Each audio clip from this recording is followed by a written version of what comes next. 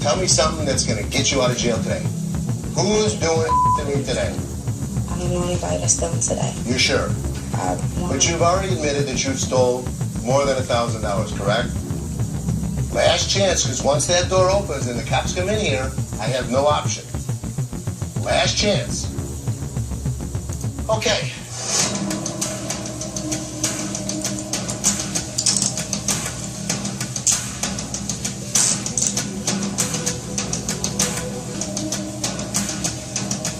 I never would have expected it from Christina. I know, it's awful. A trusted employee stealing from me after all these years. In this video, we've compiled 9 of Les Gold's most embarrassing moments on Hardcore Pawn. And at number 1, nothing could be more embarrassing than getting attacked by your own employee. So check that out. Oh, Pandora. Pandora. It's not real, though. Huh? That's not real. That's pawned by Christina for $150. What? Christina runs the loan window. We allow our employees to pawn their merchandise. Let me pull up her account. Let me see if she has anything in pawn. Well, here's the ticket. What's that? All the stuff, From? Christina's account, that she pawned for high amounts, that's not real. Really? I trained her and I even treated her like family. And this is how I get paid back? So they're all past due? No, she kept Well, extensions. extending She them. kept extending them. So they would Extending them. never show up as being pulled. When fake stuff turns up, Les and Ashley trace the receipts straight to Christina, a worker they've trusted for 7 years. Is that your merchandise? Yes. I wrote up the loan, but I only did it when we were busy. So that whoever was at the desk just never paid any attention to it. And what about this piece right here? How much did you give a loan on it for? $450. How much would we normally give a loan on that for? I've seen some go for 50. How much money do you think you've stolen from American Jewelry? I don't know. I don't know how much we've lost, but what I do know is she couldn't have done this alone. She had to have an accomplice. You were just stealing from us all alone without any knowledge of anybody else stealing from us, correct? So you pull that ace out of the hole, and I'll let you walk free. Walk out the door right now. Right now. Tell me something that's gonna get you out of jail today. Okay.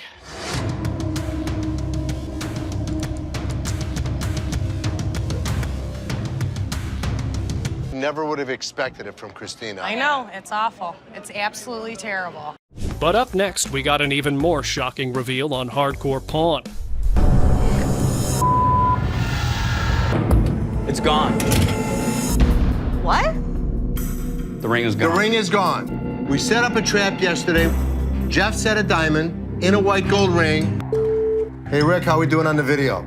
You got it fixed? I'm gonna need another 20 minutes to get back online. It'll just take me a second to load this up. What? No, it can't be Brian. I knew that couldn't be. God. I knew it couldn't be. Joe? What's he doing? What you're doing? Oh my God.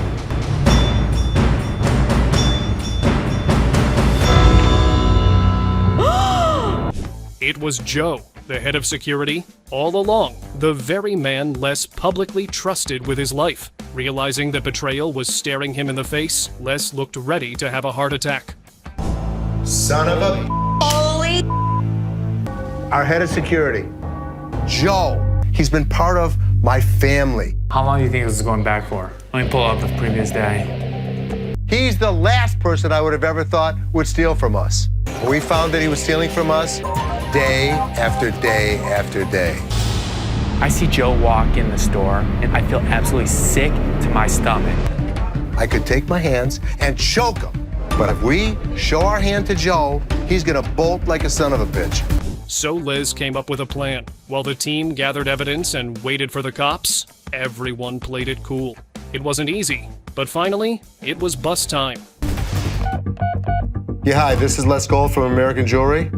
I have an employee theft. I just called the cops. They're on their way. If Joe does anything, let me know. All right. Make sure he doesn't go in the back. It's gonna be tough as hell. The detectives have arrived. I need to tell them what's been happening and show them the evidence. I said not now. Hey, Joe. I gotta ask you a question. He knew he was in trouble once we walked through that door. he reaches into his pocket and pulls out worth over $7,000. You go this way. Gotta have a charger. I can't turn it on.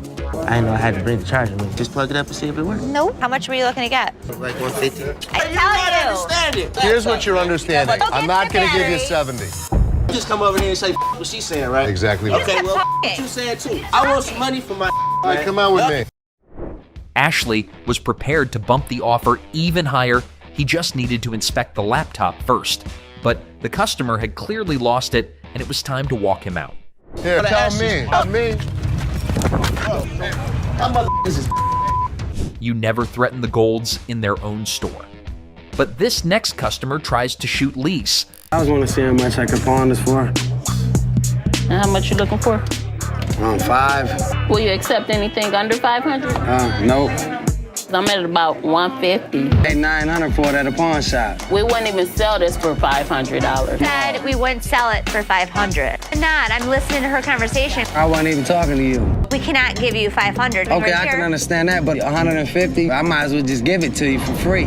It weighed under the amount for $200. Well, I'm sorry. I cannot give you $500. Why you always got an attitude?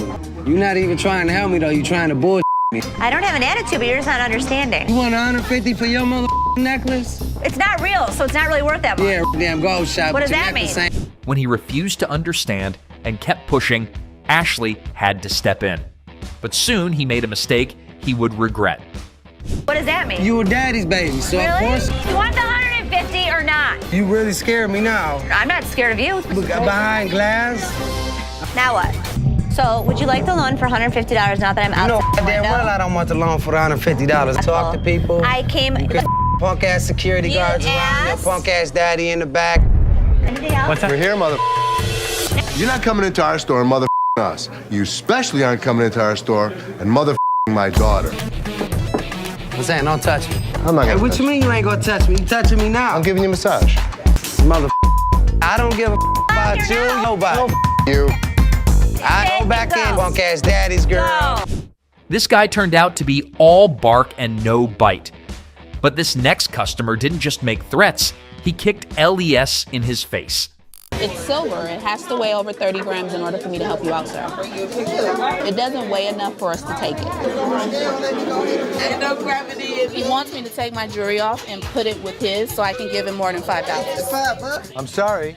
That's all we can go. When customers start getting loud at the window, move away so it doesn't get everybody in line out of their mind. Girl, thank you. So I can't get Nothing. Nah, we're not interested. Can't nothing go with it. I ain't got nothing to go with. I'm asking y'all for something to go with it. We don't do that, sir.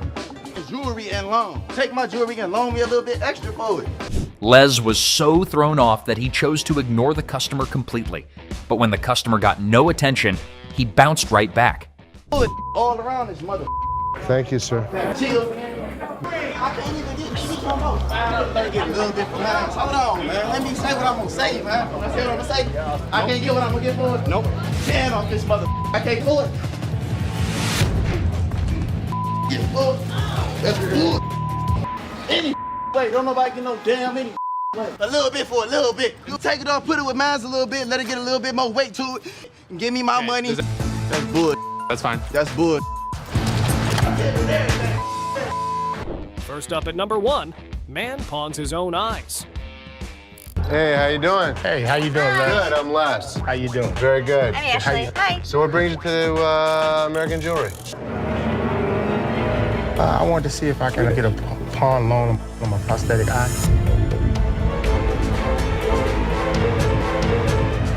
See, I lost my eye. How'd it happen?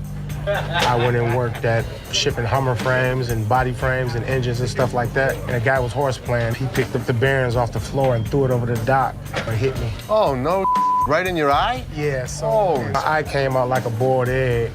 And I had to have this made. You know, it takes a lot. No, I see that because it has to be identical to your made? other eye.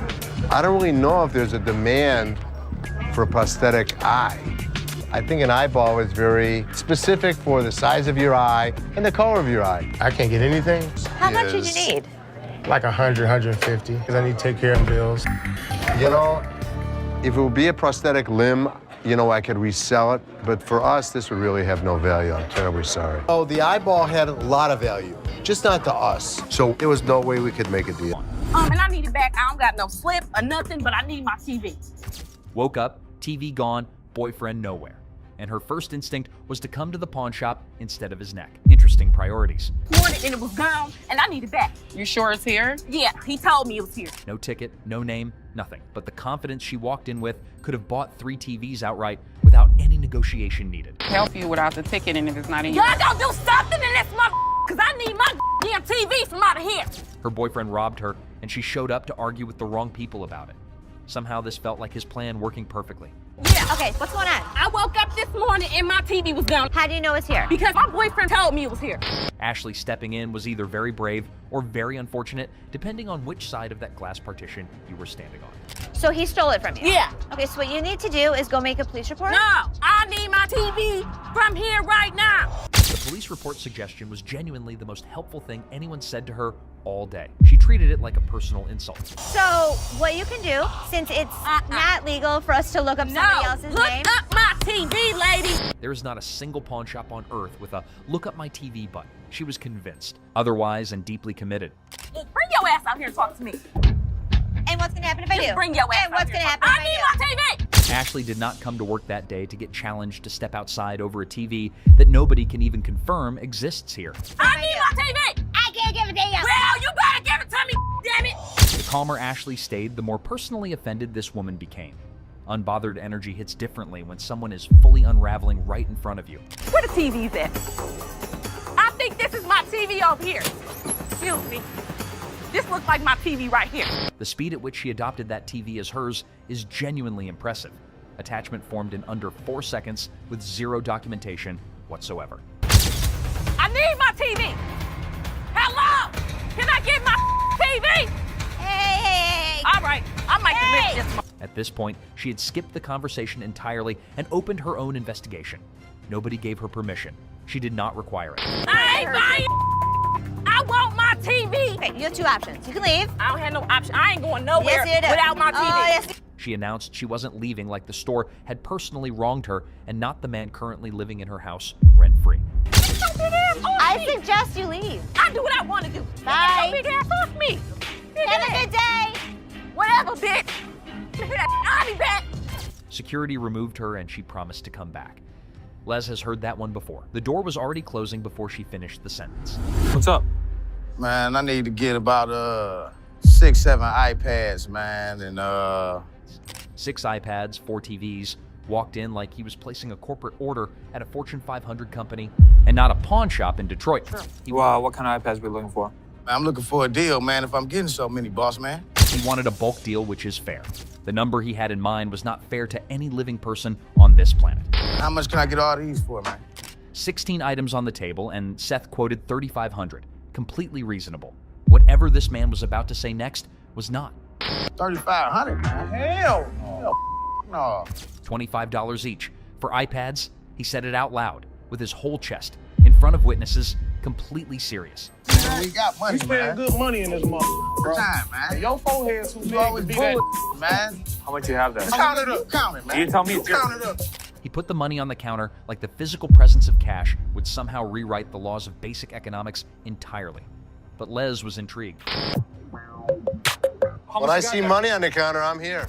Seth clearly saw the money and still said no, because $25 per iPad is not a negotiation. It is a fever dream. We ain't leaving this motherfucker till we get the deal we want. Announced they weren't leaving until they got the deal they wanted. Les filed that information away and started thinking about his next move immediately. You're not getting the iPads because they're not what you want to pay for them, so you're not going to get them. We'll buy you. Ashley flagged the security concern quietly. When Ashley says that out loud, the situation has already crossed a line most people would have noticed. We ain't leaving, man. That's what's happening.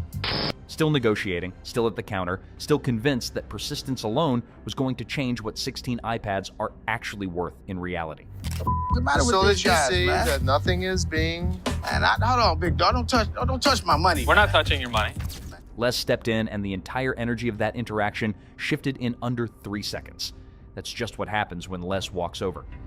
Really? Well, how about this? How about you? How about Yeah, of course not. Yeah, of course not. Here, mother. Seth handed the money back, and that was it.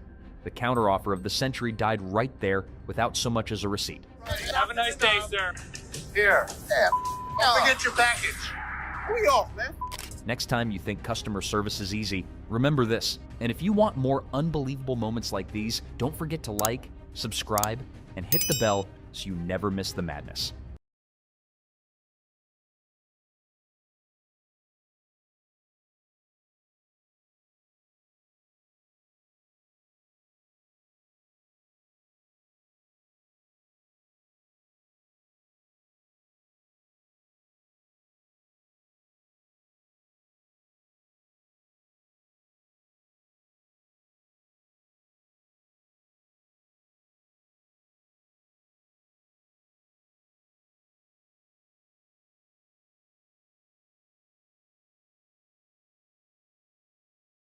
American Jewelry and Loan has seen thousands of customers walk through those doors over 30 years. But some people don't just come in with items, they come in with a whole personality that nobody asked for. And somehow every single one of them was shocked when it didn't go their way. Excuse me. Dude, can we get some help at window 1, please? This wasn't even his first incident at this store. He'd already caused a scene once before over interest he didn't want to pay. Look, I'm just trying to get my I got a brand new PlayStation 3 up in this bitch. You know what it is. Let me just get my and A brand new PlayStation, a whole lot of volume, and absolutely zero patience for a line that every single other person respected. I'm saying I'm in line. What the Hey, stop yelling. What the are you yelling I'm just about? saying I want you to be able to hear me through this window. Said he was yelling so the staff could hear him through the window. Sir, they can hear you. The entire block can hear you. Let me calm down. Yeah, calm down. Now, give me your pawn ticket. All right. First, he didn't want to pay the interest on his game system. Les decided to just process it and get this man out of everyone's hair as fast as humanly possible. That plan backfired. You have it. Take this over to the brown counter. We'll take care of it. He's making too much commotion. So I take his money. Les went to the back himself to get it personally for a man who'd been screaming at his staff 2 minutes earlier. What I'm saying. That's what I'm saying. VIP treatment, baby. There you go. I'ma just look. Got all my connecting devices. Called it VIP treatment out loud and genuinely meant it. Everything was fine for about 11 seconds, and then it wasn't. That's the wrong one right here. Whose is it? This is I don't know who it is. It ain't mine. Got me check this. Look, mine. The PlayStation had been bagged and labeled the moment he brought it in. There was zero chance of a mix-up happening here. The minute he brought it in, we bagged it and labeled it. There's no question, this is his game system. Les had the receipts, literally. But this guy had already decided what he believed, and no label was changing that today. PlayStation 3, what you That talking is about? yours, sir. Bro, you gonna straight up play me like that? What y'all gonna run me? What you got? Offered him his money back, and that somehow made things worse. At this point, the PlayStation was just a prop for the performance. You gotta leave out this bitch sooner or later. Y'all better bring me my PlayStation 3. Don't ever. Threatened the store. Les didn't flinch, not even slightly. 30 years on this floor, and he's heard scarier things before lunch. You a promise, boy. Boy, get your hands up off me, big fella. Straight the up, boy. Get your hands off of me right now. I swear to God, if y'all... 30 goons. He threatened 30 goons in a pawn shop over a PlayStation that was absolutely positively 100% his. Now get your ass out of here. Can you feel me? Oh, you gonna feel me. Can you feel me, brother? You gonna feel me. I'm gonna feel You you. ain't f***ing with me, boy. Les had hit his absolute limit, and when Les hits that point, there is no negotiating, no reasoning, and no second chances left. In hundreds of thousands of dollars of business. Don't with me. That PlayStation situation was exhausting. But this next woman came in with 2 speakers, 1 broken, and enough energy to power both of them. Fat ass, take it off. The you work here, ain't you getting paid to do this? I look like a butler to you? I don't give a She wanted the staff to carry her broken speaker outside for her, called the employee a butler with complete sincerity and zero shame. My gonna come in here and get this motherfucker. You better hope he don't slap your ass when he get in here. His big ass gonna beat your little ass. Threatened to bring someone in to physically handle the staff in a store full of security while surrounded by cameras. Remarkable threat assessment. What army? Motherfucker, come from behind this counter. Oh, I come back there. How the you get back there? So big ass counter. One speaker worked, one didn't. Store paid for the one that did. That's where the logic ended and the chaos started. Speaker, take it outside. You want me to stop? Take the speaker I want you to outside. stop, and you're gonna stop. She brought it in herself, 2 legs, 2 hands, fully capable, but apparently carrying it back out was everyone else's responsibility entirely. Speaker outside. I'm like, this is mine. Take it outside. She demands that we take the speaker off. You brought it. Les had been watching this, and you could see the exact moment he decided being patient was no longer on the menu. Up and take it outside. Y'all wouldn't take the so y'all bring it outside for me. She wasn't moving, wasn't picking it up, wasn't leaving, just stood there expecting the store to solve a problem she created herself.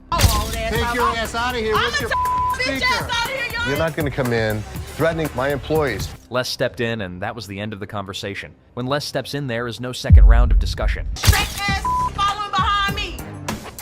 Red, look at this. She was still talking on her way out, still gesturing, still convinced she'd won something. She had not won anything at all. The respect and the decency you deserve, but when you're threatening... You really cannot train staff for this. Subscribe because the chaos on this floor is genuinely never ending and somehow always gets worse. Tell us in the comments which one made your jaw drop the furthest. See how Mug made me mess with the bro, man. Bro, what is you doing, man? Y'all, man. If you steal something, you're a thief. I mean, look up in the dictionary, that's what it means. Bad parenting. The pawn shop door swings open, and a furious mother charges in like a bull in a china shop, demanding to know if her daughter sold her precious ring here. How you gonna sit here and tell me you told me you brought it here, right?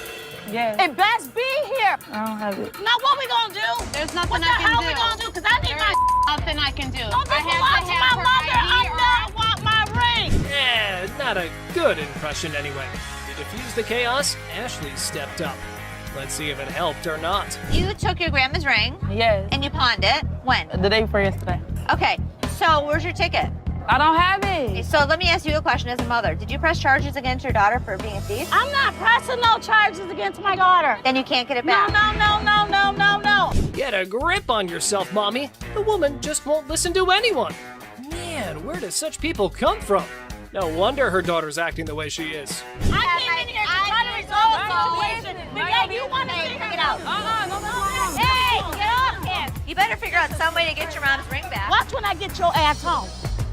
Now see, now you got labeled as a thief. Coin thief. Ooh, there's a new player in the game. This fella's got a quarter that supposedly belonged to JFK when he got the axe. And guess who he's trying to sell it to? Les, of all people. This should be interesting. Hey, the second person to touch it, man. You see this, man? Who was the first? JFK, man.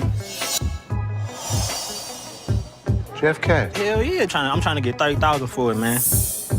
Really? Our friend here needs to know that he's trying to close a deal with the boss. Yup, the big cheese himself. You know what that means? You better have some answers ready. I don't think this guy even knows who the president is today. What year did they put Lincoln on the quarter? 67. Who's on a penny? Bill Clinton, whatever his damn name is. Well, he means you'll have to take your business elsewhere if you want to avoid glitter and dancing. But anyway, this punk got mad, and here's what happened next. Want to go out for the pass? Please. Man, Follow him out. much, man. Man. Oh, you forgot to ask you. Let's go. See how Mug made me mess with the man. Bro, what is you doing, man? A young man from Dallas walks in, all proud of the watch that his grandma gave him, thinking is worth $500. But Les takes a look and points out some issues, saying it's not worth much. A man from Dallas walks in. What you got here? That's the watch my grandmother gave me. And how much did you want? I'm trying to get 500. The guy's not having it. He wants to talk to someone who knows their stuff. Yeah, you see this discoloration on the side? No. Rose color metal in there, looks like copper. I see gold. But it's not gold. I wouldn't be able to take it. Can't give me nothing. Les tries to reassure him, but things go south. The guy's all frustrated, claiming his watch is worth $500, demanding to talk to the jeweler. Sorry. Can I talk to somebody that knows what they're doing? You can talk to me. Unless you're bullshitting me, man. I have to get home, man, this week. I understand that, but it's got no value. It does have value. Things begin to go south. This is a bunch of bullshit, man. I want to pawn my watch that's worth $500. Let me have you talk to my jeweler. Now, when the jeweler says it's basically worthless, things get wild. The guy goes off, and before you know it, he's getting escorted outside unceremoniously. Well, this guy's been in the jewelry business all of his life. He wants a $500 loan on a watch. What can you do with it? What are we doing? Well, I wouldn't really call him names. We're not calling you any names. Outside, he's still fuming, dropping some colorful words. It's a full-blown scene at the pawn shop. The guy wants his watch back, but Les isn't having it. Nothing. Stop being a bitch. This is the worst pawn shop in the city. It's a piece of dude. Give me my mother. Man, come over here and pick this bitch up. Yo, you get him here. Let's go, my man. You got Jimmy, man. Buddy, hands up. Hands up. Yes, sir. Yo. A customer eager to test the bike's functionality pushed to take it for a spin right inside the store. Horsepower guy. A lot. 600 cc's, my man. Seth Now, it's clear that this customer might have some sketchy plans. Seth, playing it smart, doesn't let the guy take control of the bike. Faith in a person he just met. You can't let me take the bike down the road. Now, the customer, thinking that he's all tough, brings in a friend, calling him his dog, trying to challenge Seth's authority. It's time for a showdown as the customer's all worked up about his busted lounger from the shop and he wants his money back. But surprise, he didn't keep the receipt. Money back. Ab lounger I bought here, man, workout. Now, this thing obviously couldn't handle what I was doing on it. So 2 days later, it don't even work. Let's lay it out. No receipt, no refund.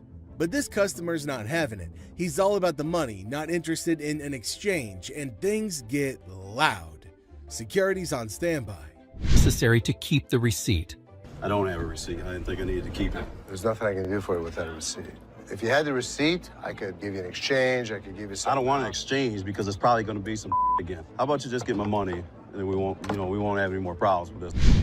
The customer keeps pushing, not caring about security or anything else. He's dead set on getting his money back, even throwing out threats.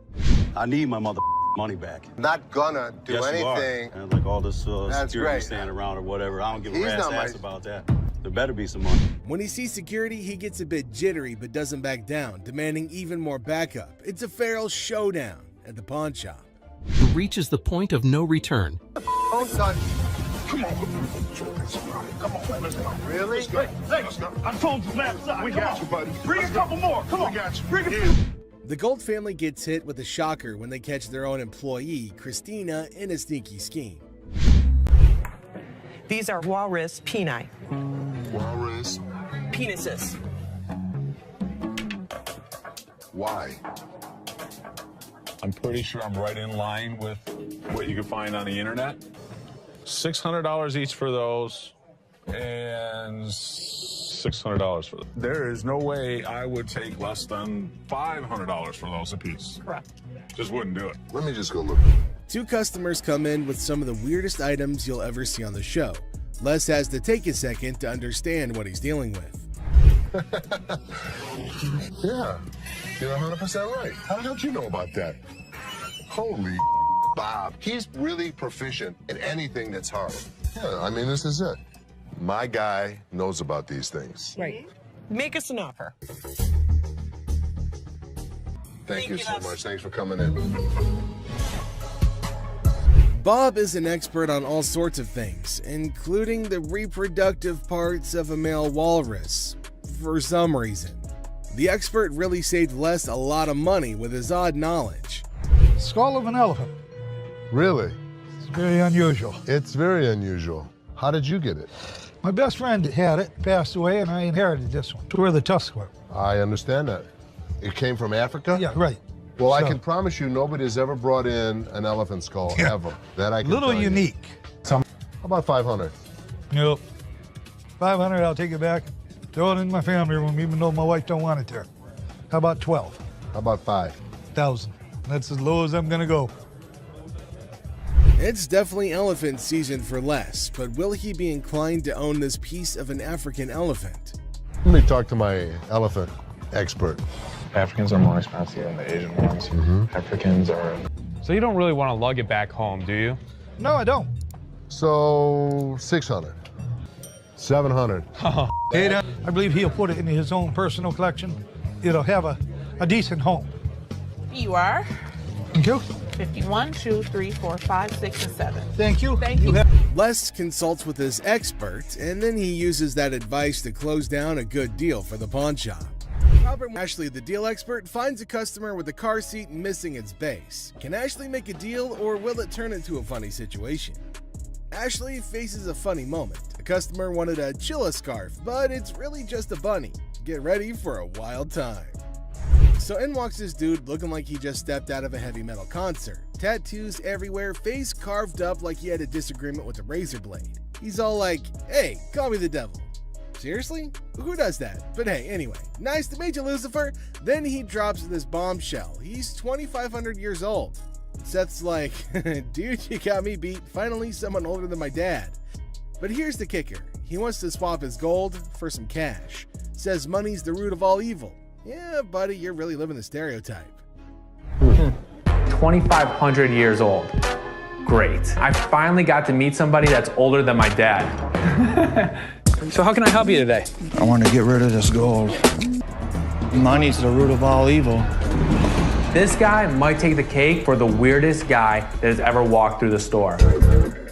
How much you want? I could have gotten $650 for this stuff if I melted it down and sold it to my refinery. How about $500? Can't do it. It's $850 profit in this thing. So they're haggling. Seth offers $650, he wants $610, and they're dancing around like it's a satanic tango. But alas, the devil doesn't always get what he wants. Cue the sad violin. I guess we don't have a deal. So there Seth is, trying to make a deal with the devil. And he's all like, "I want cash for my gold," and Seth's thinking, "Sure, buddy, let me just grab my holy water." But seriously, with the negotiation, Seth offers him $650, he wants $610, and they're doing the demonic dance of the dollars. But in the end, no dice. No deal with the Prince of Darkness today, folks. Sorry, Satan. Maybe next time, bring a better pitchfork. Ashley introduces herself in a bubbly tone. Now Nana barges in, claiming that she was promised $400 for her 3-carat diamond earrings. She accuses Nicole of lying about the offer. Ashley Nana's outburst intensifies and she demands respect while causing a scene. Ashley calls for her removal, leading to a heated exchange. Nana storms out, hurling insults and leaving everybody exasperated. How are you? I'm doing okay. What can I help you with? Either trying to get a loan on it or you guys can buy it. Trying to sell it for maybe like one. The certificate and everything is in there. And the bag costs actually way more than that. Well, if you can tell, it's actually stained. Okay. All through here. I'm trying to sell it for $150 or get a loan $75 instead of the $50. Dealer Ashley is in the middle of a purse negotiation. Now she's trying to bargain her way through it, but it seems like she's hitting some roadblocks. The bag might be worth more, but it's stained. Now the dealer's not budging, despite the customer's attempts to reason. It's like watching a standoff at the OK Corral, but with handbags instead of firearms. It costs way more than this. Okay, but I'm not going to pay you for the amount that you think it's worth because it's stained. This is not one of the newer ones. This is not this season. I know about purses. Can I get somebody? My pepperoni looking ass. Pepperoni ass? I don't even know what that means. Did she take a look at her own ass? Can I get somebody else? Now, things are getting pretty spicy. The customer isn't backing down, throwing out some colorful language and asking to talk to somebody else, maybe hoping for a more favorable deal. Now Ashley's standing firm, not letting the pepperoni insults get to her. It's a battle of wills over a bag, and nobody's giving an inch. Can't blame a girl for trying, though. Somebody else? Why do I have to talk to you? Because You disrespectful. I'm disrespectful and you call me a pepperoni ass? Ugly ass bitch. Can I talk to the owner? I'm the owner. You're not the owner. The owner is the other man. You must have. How you get here? You your way to the top. The tension's palpable, and the customer wants to escalate things, demanding to speak to the owner. Well, surprise twist, Ashley is the boss lady. So, will the customer stick to her guns, or will she fold like a deck of cards? This customer was trying to sell a piece of jewelry that didn't exactly hit the specific weight to make him eligible to get the amount that he wanted to sell it for. It doesn't weigh enough for us to take it. Ain't no gravity in my... That's a pretty bold request that he's made, especially to an employee of said store. He wants me to take my jewelry off and put it with his so I can give him more than $5. $5. I'm sorry. That's all we can go. We're just not interested. $5. We're not interested. Before he can hold everyone else up, Les manages to get him away from the window. Thank you. So I can't get nothing for it? Nah, Ain't nothing gonna work? We're not interested. Ain't nothing go with it. I don't know what else you got to go with it. I ain't got nothing to go with. I'm asking y'all for something to go with it. Instead of just getting out of the store after all their business is over, this man decided to take a seat in one of the chairs in the store, which is a big no-no. No, he can go. I can't get a little bit from that. Hold on, man. Since he was being quite irrational, they decided to carry him out of the store, screaming and kicking. Can't get what I'm getting for. That's bull. That's bull. Seth is used to loud and rude customers, but this is the first time a customer tries to flirt with him. It throws Seth off balance for a second, but he proves that he's a businessman to the bone. What's your name again? I'm Seth. Oh, you cute. Yeah. Focus. Let me see your ring. Are you married? I'm good. That mean you're married? I'm good. Seth gives the woman his offer for her items, and she replies with an interesting counteroffer. Neither Seth nor Rich are willing to take up her offer, but Seth might know someone who will at least consider it. You want to taste it, Rich? I'm good. Rich, you just offered. Dude, listen, I wouldn't move in on your action. Hey, Rick. Would you suck on that pacifier for $20? Rick reluctantly rejects the earlier offer, but Seth raises the stakes and makes an offer his employee can't resist. Everyone enjoyed that, even Rick, especially Rick. I'll buy you lunch for the week.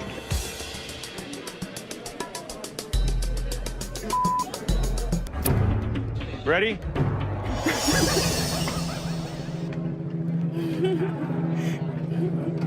Seth closes a deal with the pacifier-sucking lady, and we can all agree that he made the best of the deal in every way. Would you suck it for $20? So $300. Sure. You want to do it? Great. Thank you.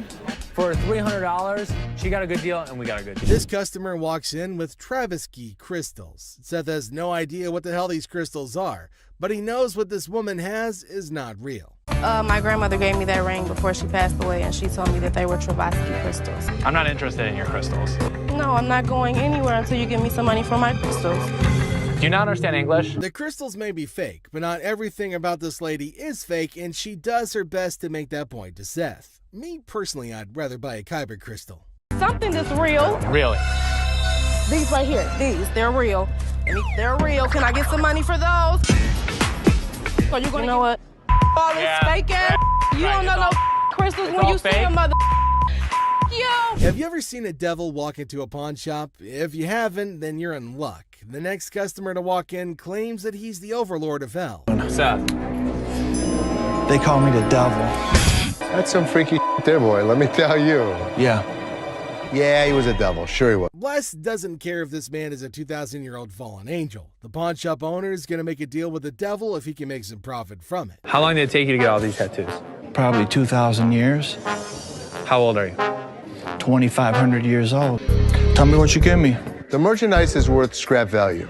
I could have gotten $650 for this stuff. I take $650. I can't give it to you. Sorry. Two old men come into the store looking to sell a computer that could go for a lot of money, if they sold it in 1997. We need some money. We're going to out west. We killed all the deer in Michigan, so we got to go out for bigger and better stuff. Most people don't get that aggravated when they bring in like ancient artifacts. Yeah, people collect these. Oh, they're antiques now. Both men don't want to leave without any money, but one look at security changes their mind. But that doesn't stop them from stringing along a list of profanities at Les and Seth. Zero. How many times do I need to tell you? We're not interested in. Leave the store. I'm not taking it. Have a good day. Usually things calm down once the noisy customers are thrown out, but this time it gets even more chaotic. We're even treated to an unexpected showdown.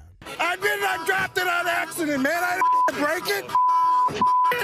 I thought it was you, man. Oh, that's good. Two men come into the store and make the weirdest purchases. While Les is happy to coming. where other people see weird men, Les sees dollar bills. The veteran pawn shop owner goes into full salesman mode and makes even more profit from the hardcore zombie killers. Zombie apocalypse, but you know what? As long as they were buying, I'll listen to any bull they have to throw. You know what, Rich? You, get out of the store! Thank you. Seriously? You just came right in the middle of my sale like that?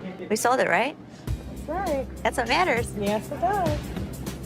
I cannot wait till Uncle Les comes back. Well, ask one more time. Did you say get out of my way, you bitch? It's been brought to my attention that you have told Linda to get away from me, you bitch. Prove it. I ain't did nothing. Les is pissed with the gutsy move Tony pulled when he refuses to speak the truth, asking for proof instead. Tell me the truth. I did nothing but sold it, coke to a customer of mine. Les tries to make Tony confess by taking what he considers a softer approach. Tell me the truth and you'll be okay. It don't matter. I'm gonna lose anyway. It's ridiculous to me. Whatever y'all gonna do, man. What kind of attitude you got with me? It ain't you. Come on, man. You know what I'm going through out here. You know what she's doing on purpose. Do I give a as long as you make the sales? I make the sale. After trying one last time, Les manages to get a confession out of Tony. Well, ask one more time. Did you say get out of my way, you bitch? I told you to be a long bitch. Get the milk out. Since he confirmed he did violate the rules, Tony bags himself a suspension. All right. See you Saturday. Maybe. Although he successfully delivered punishment to Tony, Les failed as a boss when he refused to try to know what could have led to the issue. How many chances can I give this guy? Ashley, how many chances can I give you? Me? You! Seth calls in Ashley, Seth, and Karen over to his office to go over the results he got from their mystery shopper. While making rounds through the shop, Les finds out Rich wasn't in his post. Where the hell is he? Rich! Seeing that Rich had left the business in a bid for pleasure, Les calls him over for a chat in his office. I'm looking for you in layaway. Where the hell are you? I gotta sit in layaway all day long and just wait for something to happen. I needed to take care of something that was out on the floor. Les threatens to fire Rich, who had been a loyal employee at the shop for over 20 years. It arrives, and bam! A pirate ship vehicle pulls up. Believe it or not, folks, pirate ships are real. How cool is that? Shiver me timbers. Let's dig into more detail. Buck's mischievous grin invited the pawn shop guy to inspect his street-legal pirate ship, leaving him in disbelief at the ship rolling on the road. Chumlee, intrigued, joined Buck for a spin, both eagerly anticipating Rick's mysterious response. Buck, bursting with enthusiasm, showcased every detail, building suspense for Rick's impending reaction, creating a thrilling wait. Woo! I'm on a boat! What's up, ladies? As we explore the boat's details, prepare to be mesmerized. Buck's turned it into a luxurious entertainment-packed ship with TV and laser beams. Buck's living in a fantasy, folks. He bumped the price to $250,000, leaving Chumlee stunned with a $100,000 offer. Bargaining ensues, but hold on. Rick's entering the scene. Things are about to get even more interesting, don't you think? No, that's bull. Whatever. Oh, sorry. $250,000 for a pirate ship? Buck storms off in anger. But if you're in the market, he's your guy. Ahoy, mateys! Now, speaking of high prices, would you consider a $5,000 spectacle? Mr. Vital tempts Corey and Chumlee with a priceless 18th century onyx diamond and platinum flip spectacles. Who needs such luxury just to read?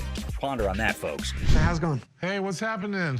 I've got something here which I think is pretty spectacular. A magnifying glass. No, it's better than that. Bam!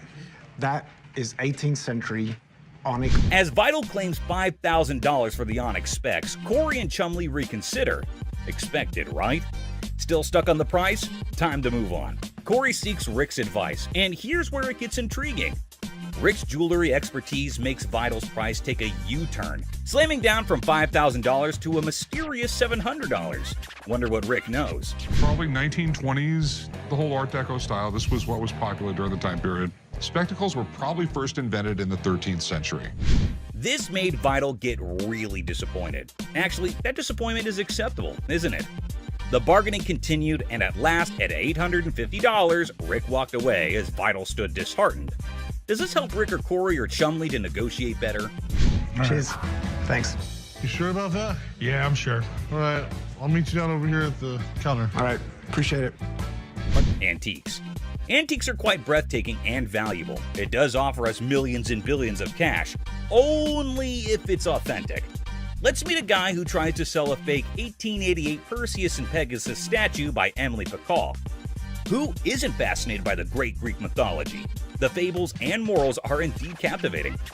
One morning, a gentleman approaches Rick with an 1888 Perseus and Pegasus statue by Emily Pacall. Rick is astounded in seeing that artifact and claimed that if that's an original, it is indeed worth thousands. Wow, can you imagine, folks? One day you have a valuable artifact, the next second you have an I'm rich kind of moment. Something worth imagining, right, guys? How you doing, gentlemen? Oh, pretty good. I have a bronze statue I'd like to sell. Do you know much about it? I don't know what to tell you about that. The man listens patiently to Rick's captivating mythology theories and facts. Moments of calmness pass, but then the atmosphere shifts. Rick drops a bombshell. The artifact isn't an original, but a recast. Things escalate before you can guess, and even security hovers on the edge. Dramatic, isn't it, folks? 1930s, died around 1915. He did a lot of mythological stuff. It escalated way too fast, and the man was done and stormed off the place cussing Rick and the other men. People were surprised, but it was a regular day for Rick. Rick's life is quite adventurous and fun, isn't it, guys? Let's research more about Rick's day-to-day meetings, shall we? Photographs are said to be the doors to the past. We live ourselves through photographs again and again. But what if the photographs are made to lie or to make money? Isn't that point of view interesting? Let's meet a man who uses the photograph of great Abraham Lincoln and Mary Todd Lincoln to make $1 million. On a pleasant day, Rick gets a potential seller who's going to surprise him and us all with his possessed item and the strange demand. Good. So here we go. Gorgeous. It's supposed to be Abraham Lincoln and Mary Todd Lincoln. Chumley grows suspicious of the Abraham Lincoln and Mary Todd Lincoln photograph. Surprising? Not really. Rick steps in, emphasizing the need for a master's eye before sealing the deal. Confusion ensues, prompting Rick to call in Maureen, an expert. Maureen declares the photo illegitimate, sparking tension between Rick and the seller. Spicy, right? Now, the absurd unfolds. The seller demands a whopping $1 million for the photograph, leaving the crew and us, the audience, utterly speechless. The man has left us hanging. What's really going on here? In 10 years. Honest to God. I know, you think this is worth $1 million? Isn't that correct, guys? Anyways, Rick didn't encourage the guy, which led to the repercussions between them. He took the big leap and faded away from the scene of action. Is greed an important factor in this, or are the sellers genuine in their prices? A lesson for you guys. One shouldn't be dumb enough to be this greedy. So this dude walks in, right? And he brings in some equipment, no beating around the bush, and straight up expects a cool $100 for it. Can you believe that? Like, I'm trying to get at least $100 for it. $100,000? Yeah. I won't even be able to sell it for. Well, the guy just flat out tells him that there's no way he can cough up $100. So the customer's disappointed. But hey, at least he's keeping his cool, right? So how much can you give me, man? $20? Well, we're clueless about what this dude's gonna pull off next. But hold up. Seth comes swooping in to handle the situation like a boss. Let's see how he tackles it. Sitting on the back? Do you know what it is? It don't matter how many you sitting on in the back. Because then I can't. Well, things are seriously heating up, and it's turning into a real mess. Seth tries to talk some sense into the guy, but he's just not cooperating. And instead, he's shouting like there's no tomorrow. Dollars for this. You paid $200 for that, I overheard? Yeah, I mean, really, you paid $200. So Seth breaks it down for him, saying it's not even worth $100. But this dude is now causing a scene, making a big fuss that's grabbing everyone's attention, to be honest. I'm trying to get money for it. I've been waiting in this line for an hour. I need more than two. This guy seriously needs to calm down. He's dropping way too many curse words. And honestly, it's gonna be his one-way ticket out of the shop. That's when Les steps in to take charge. Let's see how that plays out. You gonna do old man? Who you calling old mother? Old man? No way, he actually said that? Like seriously, what the heck? This guy just keeps digging his own grave, making the situation even worse for himself. Brace yourself, because what he does next is gonna leave you absolutely stunned. Really, mother? I got this. I got it. You want to give me more than 20? Oh my god, seriously? Can you believe it? This dude actually tried to mess with Les and thought he could get away with it without being kicked out. That's some messed up behavior right there. Like, what on earth was he even thinking? Wait for an hour. Really? Me? You. Well, he totally got what he deserved. But guess what? That's not even the end of it. Now, this lady is seriously contemplating whether she should go for it or not. So, what's your take on it, guys? You think she'll end up taking it or not? And she goes on to explain the situation. Talk about major agitation right off the bat. This lady is seriously caught off guard and maybe just can't handle the fact that it's not a gift card. And well, she's getting a bit too aggressive, folks. You know, the kind that usually gets shown the door and tossed out of the shop. Props to Ashley for still trying to explain things calmly and patiently. Where do you see a swipe thing on this? Do you see a Someone needs to rein in this woman because the way she's throwing a fit over a gift card is seriously ridiculous. I mean, does she not even realize how foolish she looks? Just look at her, still going on and making an absolute spectacle of herself. Somebody want to buy an preferred? And last but not least, we get this other dude who goes absolutely bonkers. But here's the kicker. It's not about something he wants to buy or pawn. Now, you might be wondering, what on earth set him off then? Well, keep watching to find out. Hey, how you doing? I'm here to buy an engagement ring. So, no kidding, this guy is actually here to buy an engagement ring. Whoa, that's some exciting news, isn't it? Les coolly presents a selection of engagement rings, and you'd think everything would go smoothly, right? Well, except for the blaring car horns outside, because of course, nothing can be too easy. Oh, damn. So that's the reason for all the honking? There's a massive truck just sitting smack in the middle of the parking lot. Now, take a wild guess. Whose truck do you think that might be? Come on, give it a shot. It's not rocket science. Semi-truck. And then it's white gold. That's me. Sir, can you... Ding, ding, ding. It's none other than this guy. So Les politely requests him to move his truck from there. And what do you think his response was? Find a good place to park? Oh man, come on now. I'm in a hurry. I can't be moving my truck in this. Yikes, did he seriously say that? I mean, how do some people not have basic common sense? Did he genuinely think he was doing the right thing? Les is clearly not putting up with it, and you could totally see that. You don't have an option. You have to move your truck. I'll be more than happy to show Can you believe this guy had the nerve to straight up say no? Well, let me tell you, things are about to take a turn for the worse for him. But just when he thought he couldn't dig himself any deeper, he goes ahead and proves you wrong. Why are you so rude? I'm not moving the damn truck. Byron, take over. Well, obviously he's about to get kicked out, and trust me, you gotta watch this. It's absolutely hilarious. Move the truck. Come on, man. That's wrong, bro. Next time, parking on the freeway. This dude should be totally embarrassed about his behavior. And oh boy, he didn't stop there. He just kept on going. And the last straw was this. Move your truck! These two guys roll up to the pawn shop claiming they got hustled out of their laptops and dropping hints that a shop employee might be in on it. Stuff back. There's two guys out here that are saying they were scammed out of their laptops. Les, the big boss, gets called in to handle this mess. As the duo spills their story, turns out they handed their laptops to some lady outside the shop, lured in by the promise of cash and laptop return. Tell me. She pawned 2 of our laptops, and she told us she was gonna give us the money and the laptops back because she knew somebody. Les is legit shocked. These guys expecting help after a sketchy deal?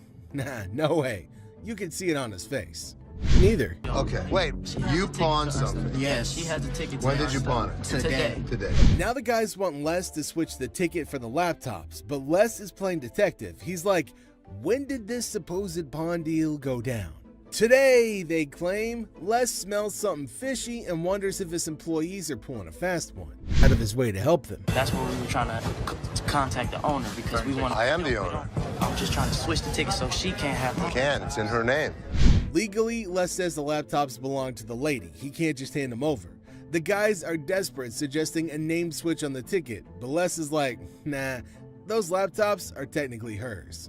I wanted to know if... I can't do it because, according to law, they belong to her, not you. Oh my God, Sal. You just... Okay, so Les is in the mood. If they can ID the employee involved, he'll hand back their computers. They leave, but they can't deliver, depending whoever the employee is. If you can find out which one of my employees. You give me the guy's name, I'll give you the computers. Find me out what I need to know, I can make magic happen. Les, a pawn shop pro, suggests they hit up the cops and file a report. Guys are desperate, try to negotiate, but Les shuts down any rule bending. Every transaction we did today is still accounted for, so it's here. All you guys need to do is fill out a police report. We can handle it that way. Les shuts down any notion of bending the rules, highlighting that their laptops belong to the lady. Any way I can just switch the name. No, because they're in her name. They technically belong to her. And they don't belong to her. Les makes it clear they're not getting their stuff back without paying for it. If any of that. It's our job, and once we figured out, we came back and trying to tell you. No, that's not the way it went. That's not the way it went. The way it went was, you pawn your laptops to this pawn shop. Les drops the truth bomb. No laptops without paying. It's a lesson on greed. Here's the way it works. Nobody gets out of pawn without paying for it, and nothing goes out the back door. The boy still thought, hold up. So this dude walks into the shop all chill, just looking for some help with the table. But out of nowhere, he switches to R-rated mode, throwing around some colorful language. Let me lay on this mother. This is a sex table? Damn, I'll get some on this mother boy. Come on, Ashley, man. Les isn't having any of it. Bitch, that's what I've been screaming for. Come here. Get your ass over and shut up. He's like, Ashley, we need backup. Shut this down. Now it's getting wild. Dude is on a bed. There's commotion. It's like a party, but not the good kind. Get kicked in the face? Look, let me ask you something. No, you be quiet. Look, come this way, baby. If you let me, I'll be slapping that ass. Les steps in and drops the truth bomb. We're not turning this place into a free-for-all. But hold on, he's not just playing referee. There's the threat of a face kick. Yikes. Really? We don't think so? You don't disrespect my daughter-in-law? Les isn't messing around. He tells the customer to get off the bed, making it crystal clear, don't mess with my family. It's family. I'll tear that up, boy. I'll tear that up. Tear that out of here. Understand that? The customer throws out an apology, but man, what a scene, right? I'm sorry, man. I'm sorry, Les. I'm sorry, man. This guy, Mark Hollingsworth, waltzes into the shop with a kind of sketchy idea. He's all like, I own this company dealing with watches, cars, and parking problems. But trust me, his sales pitch is as smooth as sandpaper. Yes, Mark Hollingsworth. Mark Hollingsworth. Do you have a company out that does any of your, watches your lot or anything like that, takes any of the cars out? We do. Right off the bat, it's clear Mark's trying some passive-aggressive marketing. Les isn't buying it, though. Mark's still pushing, suggesting towing away illegally parked cars. Les, smelling potential scams, puts his foot down. No signing anything. Better business venture than what? Well, then probably what you're working out right now. Man, I must be missing something. Okay, well, there's nothing to be missing. If somebody's parked illegally, we want to be... Tension builds as Mark insists on linking their businesses. Les draws the line, saying Mark can't come in and shake him down. It gets really intense, and Les gives Mark an ultimatum. Leave or get tossed out. I want the business. We're kind of working the area right here. What does that mean? Well, I'm going to give you... Les, not one to back down, successfully kicks Mark out. Mark, feeling a bit defiant, says he'll be back, but Les isn't bothered. He's like, you're not welcome here. But he just won't get a clue. This is going to be our business as well. No, it's definitely not going to be. Listen. No, you listen. You are not coming into my business and trying... Very nice way to promote a business. Right here, Here's the way it's going to work, sir. You can leave nicely, or we can throw your ass out. I tried coming Nobody in here. comes in here shaking me down. Do you understand that? Les has got grit and refuses to fall for dodgy deals. Mark's attempt to twist his way into a business thing totally backfires, leaving Les with one message. His pawn shop isn't a playground for shady schemes.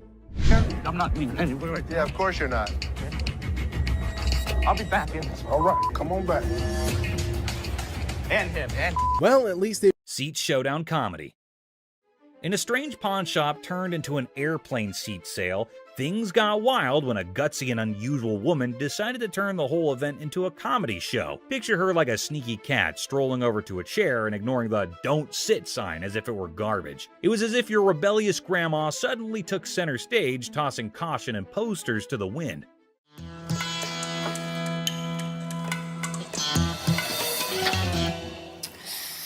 Then in comes the lady running the shop, armed with politeness and a simple request for the lady to give up the seat. Little did she know she was about to get into a funny showdown with our cool and calm customer. The woman, looking super confident and mischievous, said, "Just let me be," treating the chair like her personal throne. Okay, these are for sale. We don't have like a trial and error. Okay, well, I'm not trying to buy them. I'm just trying to try them out. As if that was not funny enough, the secret guards jumped into the blend. The shopkeeper, determined to bring order back, tried nicely to get the bold woman out of her comfy spot. But our fearless main character was not having it, bravely declaring, "You cannot make me move." And what you can do is leave me the alone. Okay. Yeah. Then comes the guard trying to lift her off the seat. Suddenly, there's a big scene. The woman, now a pro at making a show, indicted the guard of bothering her and indeed threw in the surprise of claiming it was sexual harassment. The pawn shop turned into a stage for a solo performance, with our main character making up the script on the spot. No, thank you. No, you can get your hand up. Get your hands off of me. Get your hands off. But the comedy did not stop there. Wanting to leave with a bang, our leading lady dramatically fell to the bottom, blaming the confused guard for pushing her. The shop, once a place for buying and selling, turned into a theater for a funny play where reality and silliness conflicted in the most hilarious way. Girl, You pushed me. What? I didn't touch. Did I touch it? And just like that, the woman in the pawn shop left everyone. Guards, shopkeeper, and onlookers scratching their heads, wondering if they had just witnessed the craziest pawn shop show ever. I'm not going anywhere. Do whatever you want. And we can have a staring contest. Joe Sofa Saga. In a pawn shop full of weird and wonderful things, a guy named Joe was on a mission for the perfect SETI. The man was on a tight budget, but his bullishness was as high as his hopes of chancing a hidden treasure among the fine furniture. Well, here's the deal. I just moved from New Jersey. My wife and I. We just bought a house, and she sent me here. She said, "See what you can pick up." Perfect. Let's find some. He spotted a couch that looked like it had been through a lot. The man with a hopeful look asked the shopkeeper if they could clean it before he bought it. Little did the man know, this couch had a history. Spills, stains, and all sorts of weird stuff. The shopkeeper, trying not to burst into laughter, convinced the man it was a great deal without mentioning the hidden surprises. So inexpensive, right? Really? Yeah. I gotta tell you, man, that's nasty. Not giving up, the man confidently sat on the couch, comparing the dirt on it to his shoes. I'll tell you what, my shoes are cleaner than this couch. Then don't buy it. With a serious face, he said, "I'm pretty sure my shoes are cleaner than this thing."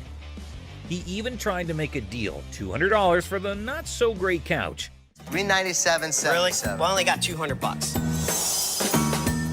It was a deal only Joe could find reasonable in the world of craziness. The real laughter started when this man, without thinking much, joked that if the couch were the shopkeeper's daughter, she must be a nasty one. The line between funny and awkward was getting blurry. We had a reupholster and I gave it to Ashley. Is that right? Yeah. Is that your daughter? That's my daughter. She must be nasty, too. Out of the blue, a guard, called in by the offended shopkeeper, rushed in like a superhero. Joe was lifted off the couch and thrown out of the store, leaving everyone laughing. Yeah. Walk out. Walk out, my man. The pawn shop adventure had ended, but the story of Joe and the not-so-clean couch was sure to be a tale told with giggles and grins for years to come. Yes, sir. Go someplace else. That's the dirty D right there, baby. Comic pawn shop confrontation. Okay, a man is coming towards the shop. Wait, what? Is he coming to have something from the pawn shop? The man asking about her daughter means how creepy it is. Hello. I need to pick up some stuff from my daughter. Is it in pawn? Yes, ma'am. Laughter begins. Everyone around is intrigued to know what had happened to this man. Oh, another man entered into the argument. Let's see what would happen. Man accusing the shop owners of stealing. How crazy this man is, constantly accusing them of being thieves. No, I want the stuff. Yeah, but without the ticket, we can't give it to you. The man is constantly infuriating them and sees he has come out the carbon. Who knows what will be the end of this nonsense fight? Oh, they're about to have the piercing argument. I'm here. I want the stuff now. And what's he gonna do? The man called the guard to throw him out, but see, the man is not in control. He is constantly arguing and challenging them without knowing the fact of the danger he's really in. Oh God, he's challenging the massive guard. The guard stopped him and said, "Don't touch me," but the man was not understanding. Hey, I ain't scared of him. calling his death to come earlier. The guard, in his fur, sent the man out. The really funny moment for all because the stupid man and his arguments really put him into account.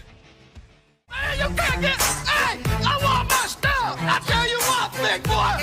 Hey. Battle for sanity. Well, well, well, folks, take a look at the pawn shop's front yard. It's like a bustling highway out there. The crowd has formed a lane longer than my grandma's stories. And guess what? The sanity levels are off the charts. It's like a contest for who can stay the sanest.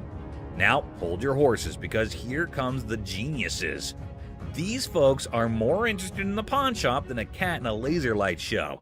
Well, he's from California. Look at all these idiots. They've gathered like it's the grand opening of the Pawn Shop Olympics. What's the big attraction, you ask? Maybe they're expecting a magic show, or perhaps the pawn shop's secretly giving away free wisdom.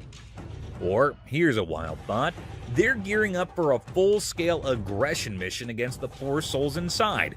Watch out, world, we've got a pawn shop revolution on our hands. Stay tuned and remember, in the pawn shop chaos, sanity reigns supreme. Good luck, brave souls. That's not. But in this next episode, this person walks in with a really interesting gun. But how interesting? You're about to find out. Yeah, it's like something James Bond would wear. Yeah, right. You just saw that, huh? But that's not out of a James Bond movie.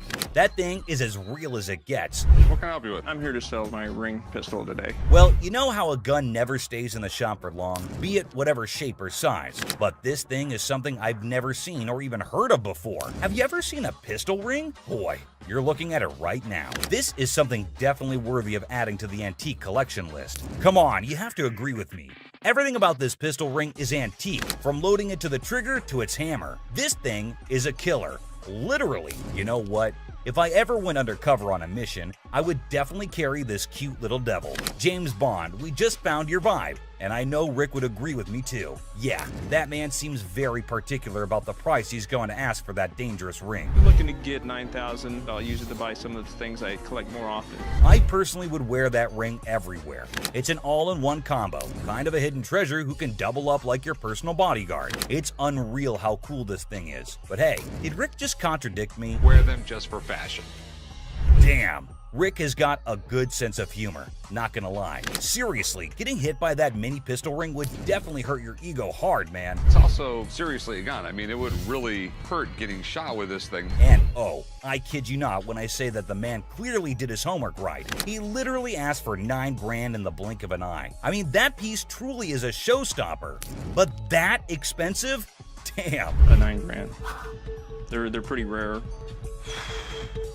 So what happened is that the deal took an intense turn, and Rick, being the smartest in this show, had to prove it. So before finalizing the deal, he wanted a bit of expert advice. I mean, that's always better than regretting later, right? So let's see what the expert had to say about this antique pistol ring. The European gunsmiths, they were making all kinds of little weird things. This is the Imperial Protector. Basically, looks like this tiny mean machine has taken down quite a few people in the past. So it must cost a bomb. But let's hear it from the expert himself. For $11,500. Okay.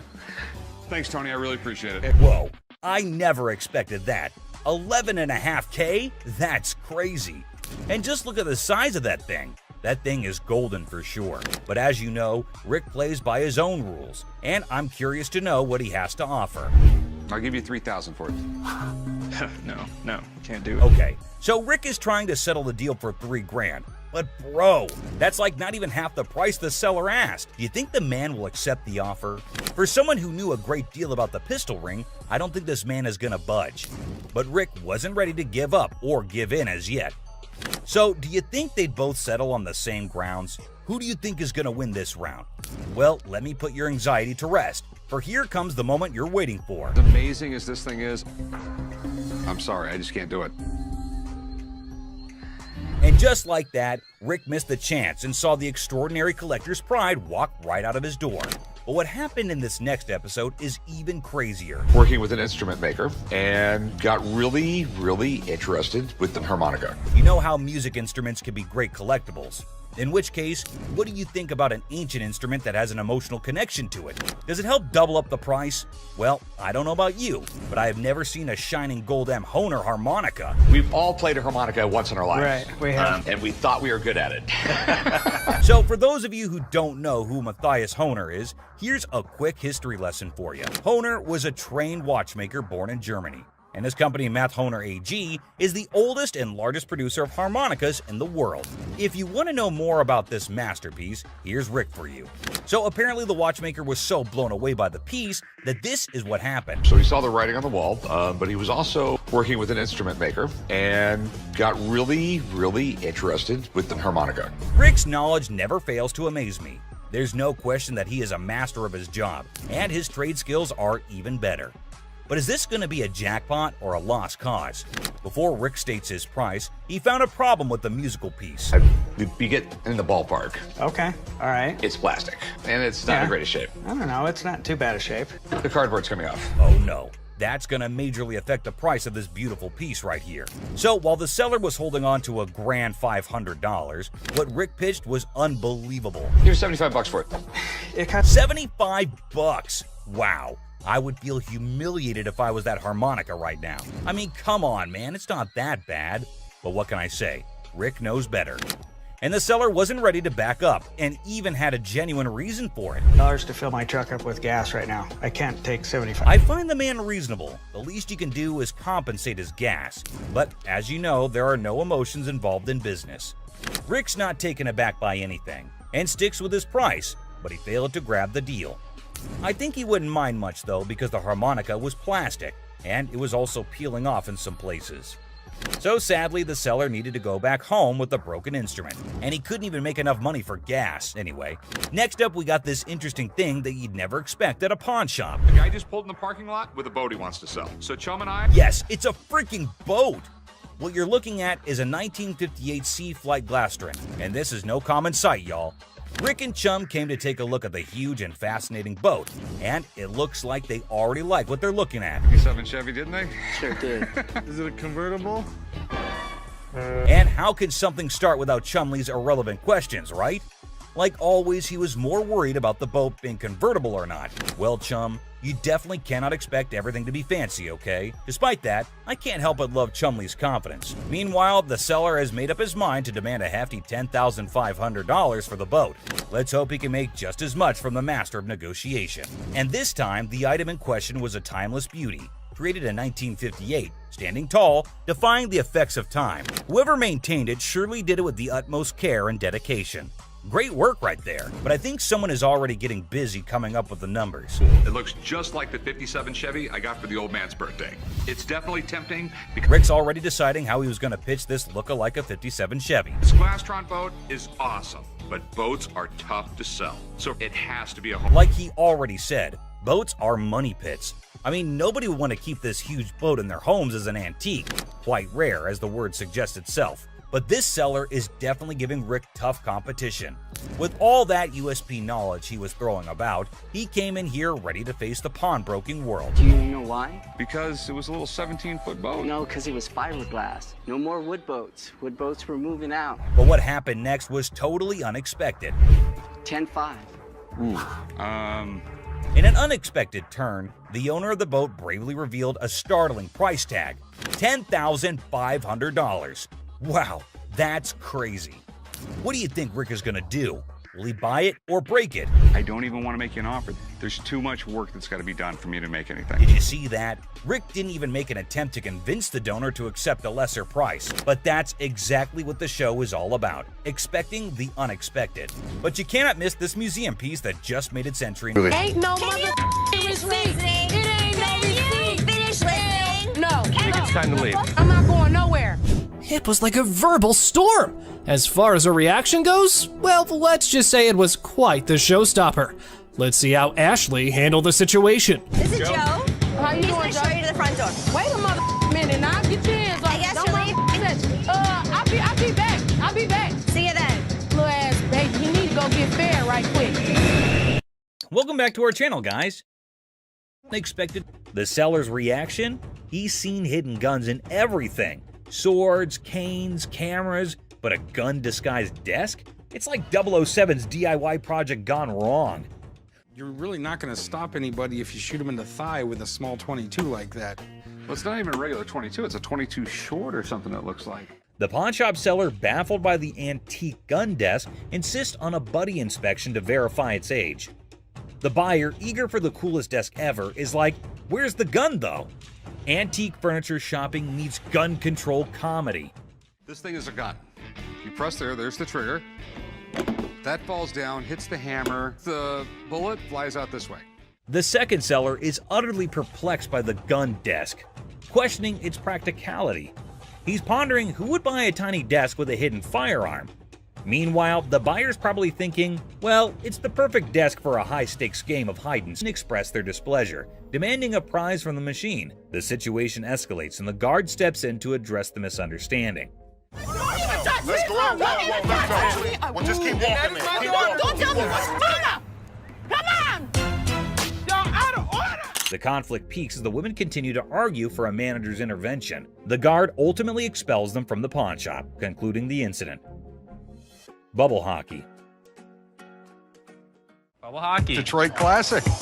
I'm thinking $2,500. How much did you pay for it 10 years ago? $3,500. A pawn shop encounter unfolds as a customer eyes a bubble hockey game. Negotiations kick off with a customer seeking $2,500, but the pawnbroker questions the value. Under $1,000. Maybe we work out a little game. Winner gets the price. $900 if you win, $500 if I win. Oh, can't do it. The negotiation continues with the pawnbroker proposing a lower price, suggesting a gaming duel to determine the final cost. The customer hesitates, seeking a higher amount. $100 out of this thing. 16 you win, 400 I win. All right, I win $1,600. The game begins and the customer dominates the bubble hockey match, securing a convincing victory. The pawnbroker acknowledges the expertise and adjusts the evaluation accordingly. Let's go. I know I'm gonna win this bet. And it was handed through the generations to me. What are you trying to get out of it? I'm looking for 50K. 50,000. 50,000. Corey introduces Alex to Craig, who has a fascinating antique wheel lock gun. The guys are amazed by its rarity and history, and Alex is about to share some cool facts. Man, this is stunning. Dating from about 1600s. I've never seen anything like it before, but he's asking $50,000. Alex dives into the history of the wheel lock, revealing it's a German-made firearm from the 1600s. Craig is nervously considering a $50,000 price tag. Alex suggests a test at the range. Yeah, this is special. I love this wheel lock. And you still want 50 grand for it? Absolutely. After research, Alex discovers that the gun belonged to a Prince Archbishop's personal guard. The guys head to the range for a nerve-wracking but successful test, and Craig's asking price is discussed. Nice! What do you think it's worth now? I think it's $40,000. In a quirky twist, Corey notices aggressively, and Alex estimates its value at $40,000. Not as easily as I could do 30. I would go 32.5. We'll lose it over that. We'll do 32.5. The negotiation begins with Corey expressing admiration for the unique gun. After some back and forth, they settle on $32,000 Churchill letter. A historical dealer brings a Winston Churchill letter to the pawn shop. The seller's writing? Not so great. But hey, the Jack Kevorkian Volkswagen van shakes things up. The chopper deal is done, but now Churchill's letter gets a comedic profile. But oh snap, it's tagged at a hefty $75. Cold hard cash, not Monopoly money. Undeterred, our bold hero eyeballs another watch, a jaw-dropping $599. His face? Priceless shock. Unfazed, he blurts, "Yes, I want it!" Then comes the knee slapper. He pulls out a crumbled $2 bill. The shopkeeper holds back laughter, educates him. "That's $2,000, sir." It's a $2 bill. Okay, and it's worth $2,000. You can practically see the gears in the guy's noggin spinning, desperately seeking a way out. "Anyone up for a cash exchange?" he suggests, madness twinkling in his eyes. The shopkeeper, smelling trouble, hesitates, perhaps a financial genius or a victim of too many cartoons. In a wild finale, our hero with a mischievous grin hurls absurd insults like, "You're chunky with a giraffe-like neck." The bewildered shopkeeper calls in the guard. Enter the guard, booting out the funny guy, leaving the shop in stitches. Have a good day. Big Mouth is hungry. unexpected drama. Strap in for a wild pawn shop ride. A lady steals the spotlight, but surprise, Mr. Sneaky tiptoes in for a bear hug, sparking unexpected drama. Gasps echo as the leading lady jumps, but it's just a playful fella.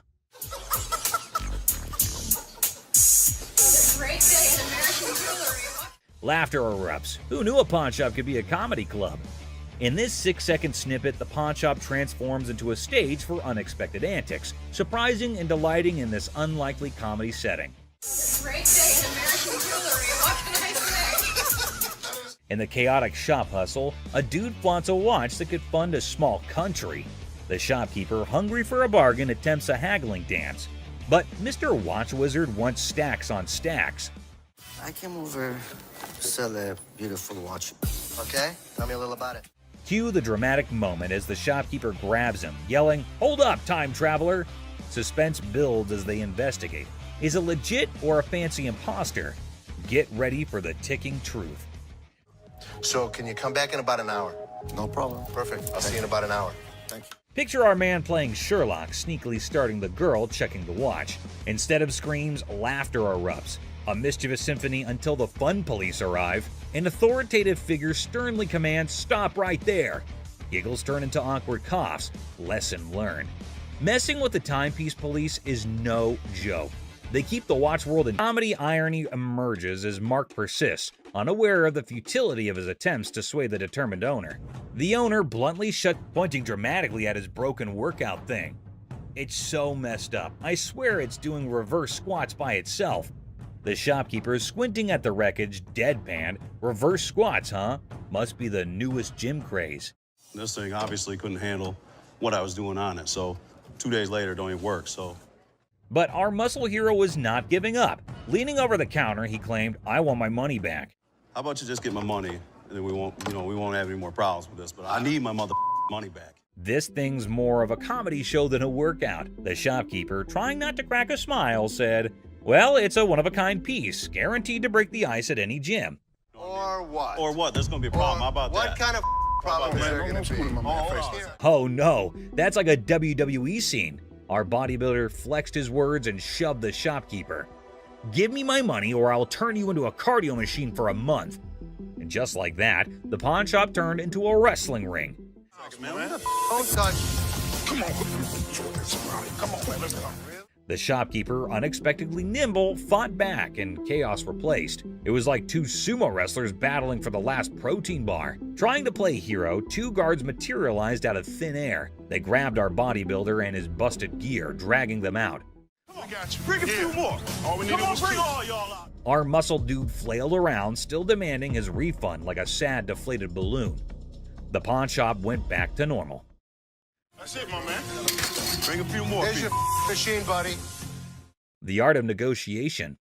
So let's see this guy walking into a pawn shop, allowing him to be the next big art dealer with a painting put away under his arm. He's giving off major, "I'm gonna hit the jackpot" vibes.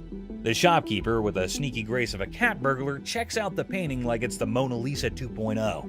Our confident guy also spins this wild tale about how the painting formerly belonged to Napoleon's pet goldfish, or some other crazy story. So what you got? I got a painting from Peter Max. An original painting? Well, I got into a silent auction. The shopkeeper, poker-faced like a pro, goes, intriguing. You can virtually see dollar signs in his eyes as he dreams of making a fortune. Now comes the big moment. Confident guy bravely says, "I want $3,000 for this masterpiece." Let's see if she can close a deal. Yeah, what is the bottom line? 3,000. No way. The shopkeeper, still all mysterious and cool, smirks and says, "I can do 1,500, or you can hit the road." 1,500 and we got a deal. It's like a Western showdown, but with money instead of guns. It's a take it or leave it situation. The confident guy, looking a bit less sure of himself, decides to pull a classic move, pretending to discuss it with his imaginary art expert friend. Maybe it's an unnoticeable chum with an art degree. While our hero is deep in discussion with his invisible art critic, the shopkeeper, beaming like a Cheshire cat, decides to up the figure. I know there's a market for it. So $1,500 I think is pretty good. They need to take the money and run. He counts out $1,500, slams it on the counter as if to say, "Take the cash and run, chum," or say farewell to the deal of a lifetime. $1,500. All right. In the end, the confident guy, now looking further confused than confident, grabs the cash and virtually sprints out of the shop. And that is how a pawn shop turned into a comedy stage, starring Mr. Confident, the mysterious shopkeeper, and an oil with a Napoleon-connected goldfish. Art, my friends, might be priceless, or at least worth $1,500. Peter Max. Seat showdown comedy. In a strange pawn shop turned into an airplane seat sale, things got wild when a gutsy and unusual woman decided to turn the whole event into a comedy show. Picture her like a sneaky cat strolling over to a chair and ignoring the "don't sit" sign as if it were garbage. It was as if your rebellious grandma suddenly took center stage, tossing caution and posters to the wind.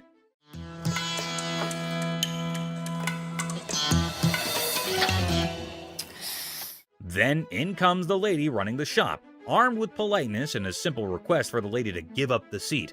Little did she know she was about to get into a funny showdown with our cool and calm customer. The woman, looking super confident and mischievous, said, "Just let me be," treating the chair like her personal throne. Okay, these are for sale. We don't have like a trial and error. Okay, well, I'm not trying to buy them. I'm just trying to try them out. As if that was not funny enough, the secret guards jumped into the blend. The shopkeeper, determined to bring order back, tried nicely to get the bold woman out of her comfy spot. But our fearless main character was not having it, bravely declaring, "You cannot make me move." And what you can do is leave me the alone. Okay. Yeah. Then comes the guard trying to lift her off the seat. Suddenly, there's a big scene. The woman, now a pro at making a show, indicted the guard of bothering her and indeed threw in the surprise of claiming it was sexual harassment. The pawn shop turned into a stage for a solo performance, with our main character making up the script on the spot. No, thank you. No, you can get your hand off. Get your hands off of me. Get your hands off. But the comedy did not stop there. Wanting to leave with a bang, our leading lady dramatically fell to the bottom, blaming the confused guard for pushing her. The shop, once a place for buying and selling, turned into a theater for a funny play where reality and silliness conflicted in the most hilarious way. Girl, You pushed me. Did I touch you? And just like that, the woman in the pawn shop left everyone. Guard, shopkeeper, and onlooker scratching their heads, wondering if they had just witnessed the craziest pawn shop show ever. I'm not going anywhere. Do whatever you want. And we can have a staring contest. Joe Sofa Saga. In a pawn shop full of weird and wonderful things, a guy named Joe was on a mission for the perfect SETI. The man was on a tight budget, but his bullishness was as high as his hopes of chancing a hidden treasure among the fine furniture. Well, here's the deal. I just moved from New Jersey. My wife and I. We just bought a house, and she sent me here. She said, "See what you can pick up." Perfect. Let's find some. He spotted a couch that looked like it had been through a lot. The man with a hopeful look asked the shopkeeper if they could clean it before he bought it. Little did the man know, this couch had a history. Spills, stains, and all sorts of weird stuff. The shopkeeper, trying not to burst into laughter, convinced the man it was a great deal without mentioning the hidden surprises. So inexpensive, right? Really? Yeah. I gotta tell you, man, that's nasty. Not giving up, the man confidently sat on the couch, comparing the dirt on it to his shoes. I'll tell you what, my shoes are cleaner than this couch. Then don't buy it. With a serious face, he said, "I'm pretty sure my shoes are cleaner than this thing." He even tried to make a deal, $200 for the not-so-great couch. $397.77. Really? Well, I only got $200. It was a deal only Joe could find reasonable in the world of craziness. The real laughter started when this man, without thinking much, joked that if the couch were the shopkeeper's daughter, she must be a nasty one. The line between funny and awkward was getting blurry. We had a reupholstered and I gave it to Ashley. Is that right? Yeah. Is that your daughter? That's my daughter. She must be nasty, too. Out of the blue, a guard, called in by the offended shopkeeper, rushed in like a superhero. Joe was lifted off the couch and thrown out of the store, leaving everyone laughing. Yeah. Walk out. Walk out, my man. The pawn shop adventure had ended, but the story of Joe and the not-so-clean couch was sure to be a tale told with giggles and grins for years to come. Yes, sir. Go someplace else. That's the dirty D right there, baby. Comic pawn shop confrontation. Okay, a man is coming towards the shop. Wait, what? Is he coming to have something from the pawn shop? The man asking about her daughter means how creepy it is. Hello. I need to pick up some stuff from my daughter. Is it in pawn? Yes, ma'am. Laughter begins. Everyone around is intrigued to know what had happened to this man. Oh, another man entered into the argument. Let's see what would happen. Man accusing the shop owners of stealing. How crazy this man is, constantly accusing them of being thieves.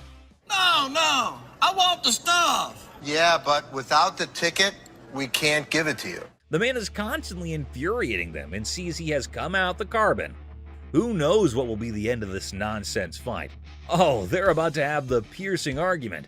I'm here, I want the stuff now. And what's he gonna do? The man called the guard to throw him out, but see, the man is not in control. He is constantly arguing and challenging them without knowing the fact of the danger he's really in. Oh God, he's challenging the massive guard. The guard stopped him and said, "Don't touch me," but the man was not understanding. Hey, I ain't scared of him. Is he serious? Calling his death to come earlier. The guard, in his fur, sent the man out. The really funny moment for all because the stupid man in his arguments really put him into account. Hey, you can't get. Hey, I want my stuff. I tell you what, big boy. Hey. Battle for sanity. Well, folks, take a look at the pawn shop's front yard. It's like a bustling highway out there. The crowd has formed a lane longer than my grandma's stories. And guess what? The sanity levels are off the charts. It's like a contest for who can stay the sanest. Now, hold your horses because here comes the geniuses. These folks are more interested in the pawn shop than a cat in a laser light show. Well, he's from California. Look at all these idiots. They've gathered like it's the grand opening of the Pawn Shop Olympics. What's the big attraction, you ask? Maybe they're expecting a magic show, or perhaps the pawn shop's secretly giving away free wisdom. Or, here's a wild thought, they're gearing up for a full-scale aggression mission against the poor souls inside. Watch out, world, we've got a pawn shop revolution on our hands. Stay tuned and remember, in the pawn shop chaos, sanity reigns supreme. Good luck, brave souls. That's not. Clueless heist hijinks. Well, howdy there, folks. We've got a Lone Ranger in the pawn shop, sipping on his secret drink like he's the king of mystery. Little does he know, he's the star of a hidden camera show. Talk about being clueless and camera shy. Hold your horses. Looks like our man might be plotting some grand heist, doing his best Sherlock impression. He's scouting the joint, probably trying to find the perfect spot for his not-so-genius plan. But wait, he's still in the game. What on earth is he searching for in the pawn shop? Maybe lost treasure for his car keys? The suspense is killing me. Oh dear, he's now at the other counter. This fella is like a headless chicken wandering around without a purpose. Somebody give him a map or a snack at least. Buckle up, folks. Our wannabe detective just upgraded to a full-blown thief. Watch him waltzing around planning the perfect crime, and bingo! He pulls off a smooth exit, leaving the scene like he just won a game of hide-and-seek. Hold your belly laughs, our genius thief is back on camera, sneakily hiding his loot in his trousers. Smooth moves, my friend, smooth moves. And there he goes, strolling out of the pawn shop like he's won the lottery. Thinks he's the mastermind of the century, leaving behind a trail of stolen goods and a whole lot of laughs. What a character. Antique computers. Have a good day. You ain't. Wonderful. So much. You too. Two tech-savvy grandpas strut into a pawn shop, seeking a fortune for antique computers. Instead, they're hit with a vintage rejection. Bastards, give me a When one grandpa clumsily breaks a computer, he pulls a move straight from the sitcom handbook. Accidental comedy at its finest. Now you should have that. Put it in the. Oops, one grandpa accidentally smashes a computer, blaming the seller. He theatrically tosses it toward the dumpster, thinking it's a mic drop moment. The seller, the true comedy connoisseur, chuckles at the failed dramatic exit.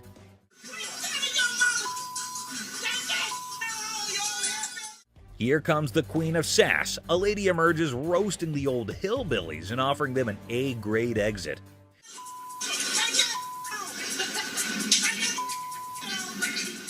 She declares her reign over Detroit toughness and leaves them pondering a future career in comedy security.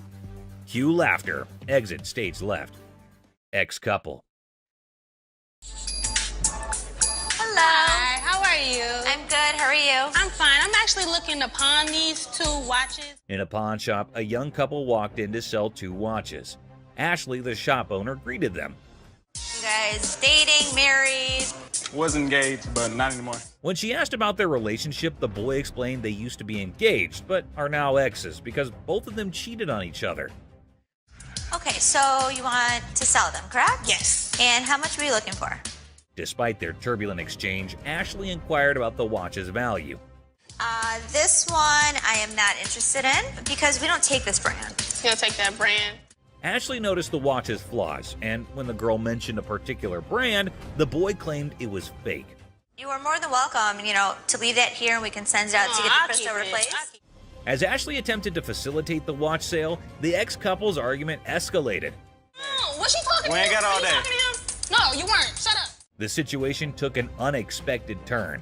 You never had no life before me. I won't. You never had no life before me. Girl slapped the boy, turning the pawn shop into a battleground of emotions. Had no life before me. Let's go. Let me go. Let's go. Let me go. The situation escalated post-slap as the boy, fueled by anger, forcefully dragged the girl outside. I walk outside and the lady comes back for her watches. I wish you luck. Ashley returned the watches to girl by going toward them and wishes them good luck. Shark costume.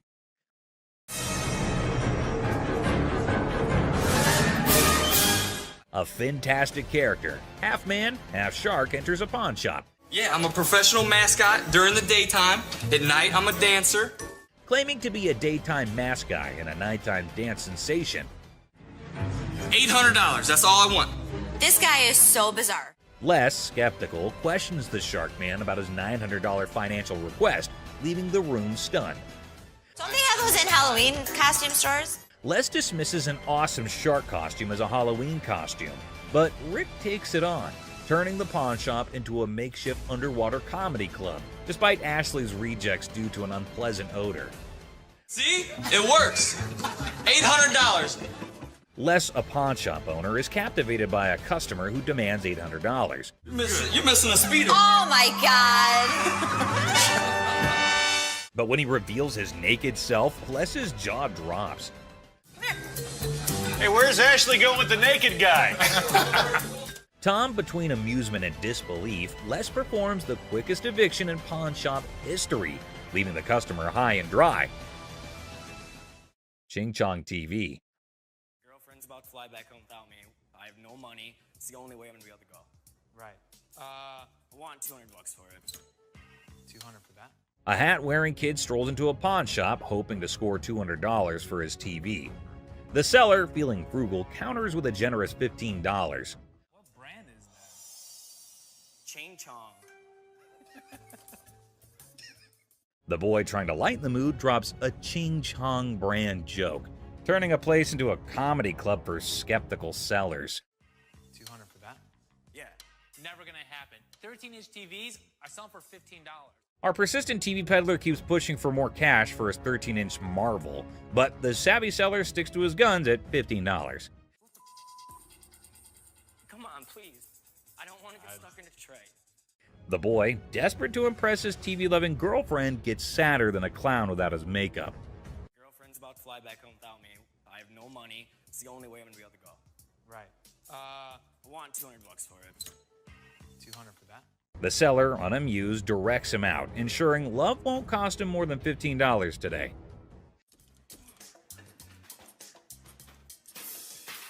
In a fit of frustration, our TV tosser storms out, giving the shop a kicking and throwing his TV into a dumpster like it's a basketball shot gone wrong.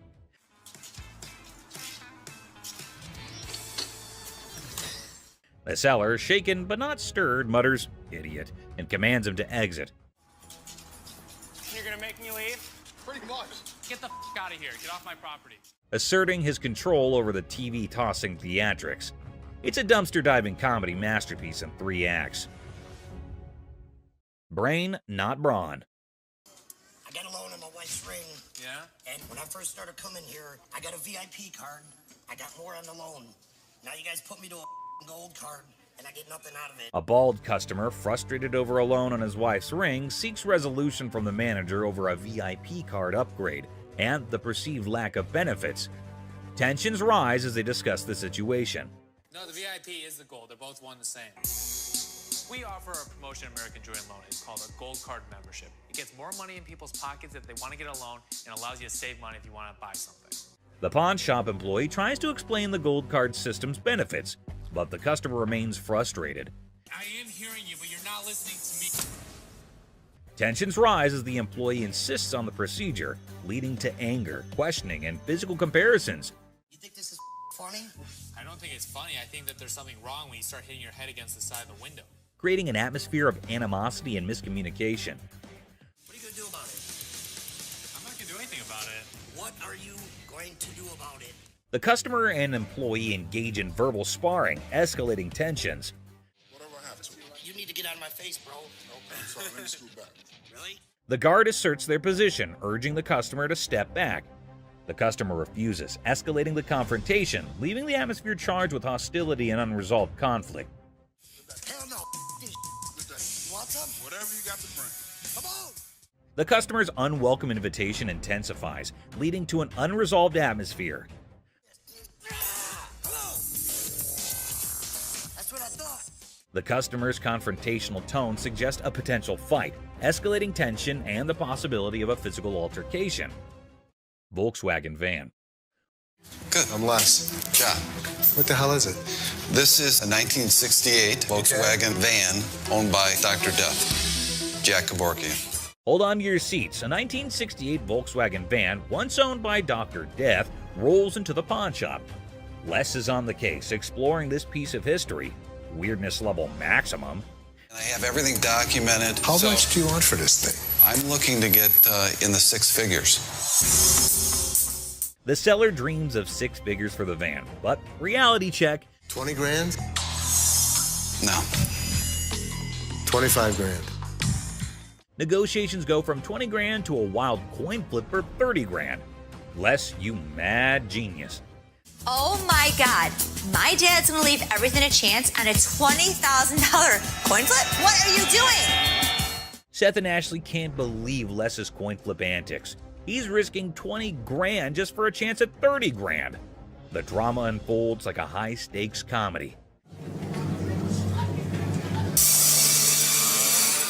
Heads. Les, you wild card. The coin flip drama continues, with drum roll and laughter. Heads. Nails it in. Thank you. Thank you very That's much. Yeah. Perfect. Good deal. The van deal is sealed at 20 grand, leaving everyone amused and baffled. What a ride! No question. I proved to my kids I still got it. Les, the coin flipping legend, celebrates his 20 grand win. Laughter echoes as the deal concludes. The van's bizarre journey adds a hilarious chapter to pawn shop history. Ring drama. So what can I help you with today? I got this ring right here. I wanted to get it appraised, see how much it might be worth. Hey, listen up, people. Commodity Wild just happened at the original pawn shop. Imagine this dude who looks like he just rocked out at a concert stepping in, holding a ring that has probably seen more action than a library book. The crazy twist? He's not there to show it like a rock star. He's trying to sell the thing. I also wanted to know how much you guys will give me for it. Like as a pawn, and then I pay it back.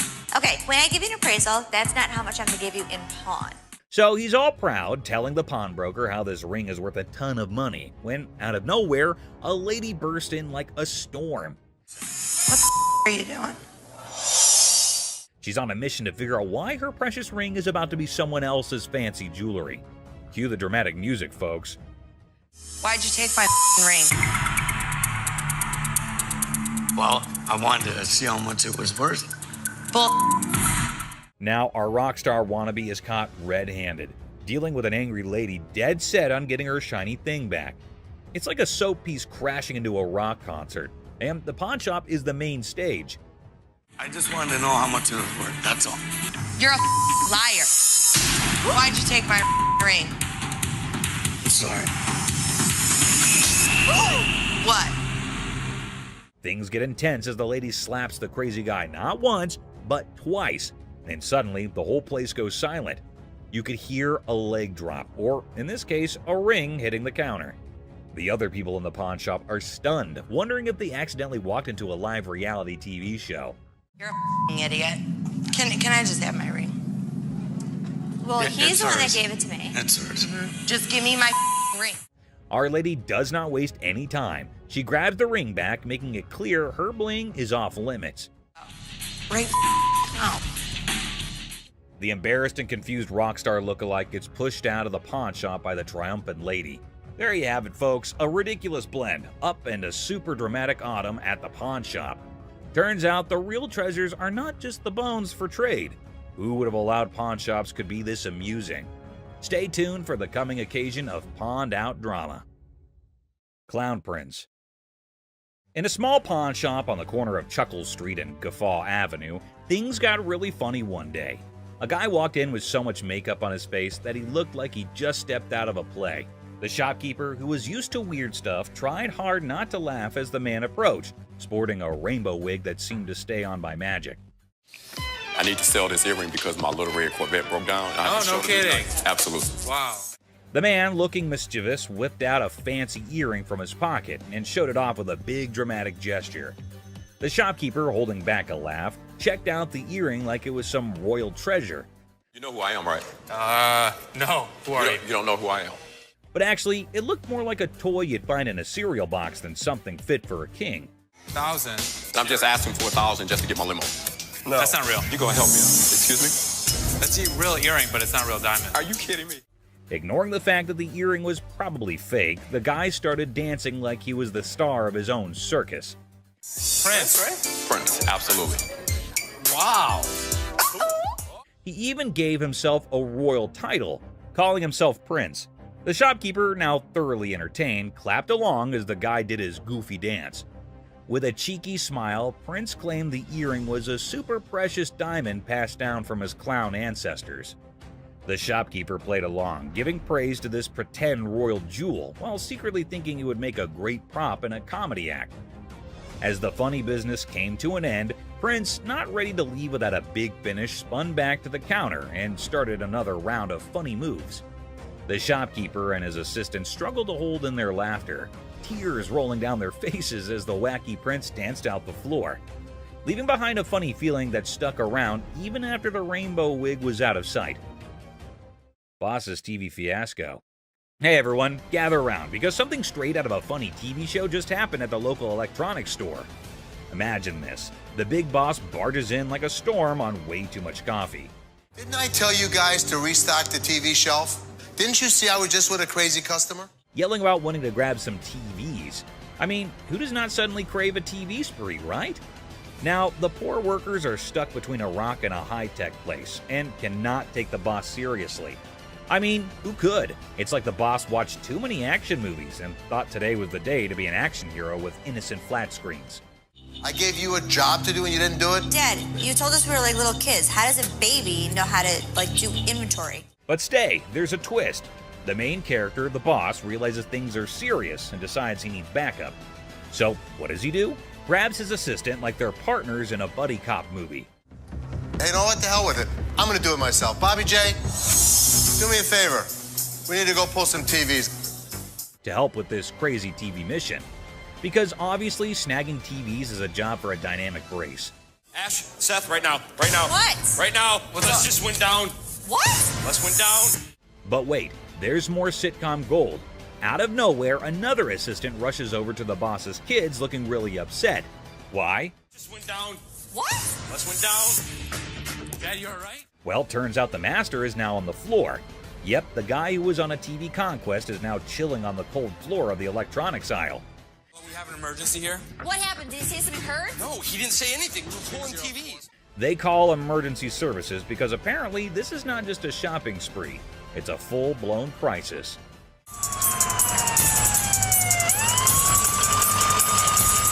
And then comes the ambulance. The daughter dramatically points at the approaching rescue vehicle, as if it's the hero cavalry coming to save the day. My dad's always been the strongest person I know, and right now he's completely helpless. I can nearly hear the wacky sitcom music playing in the background.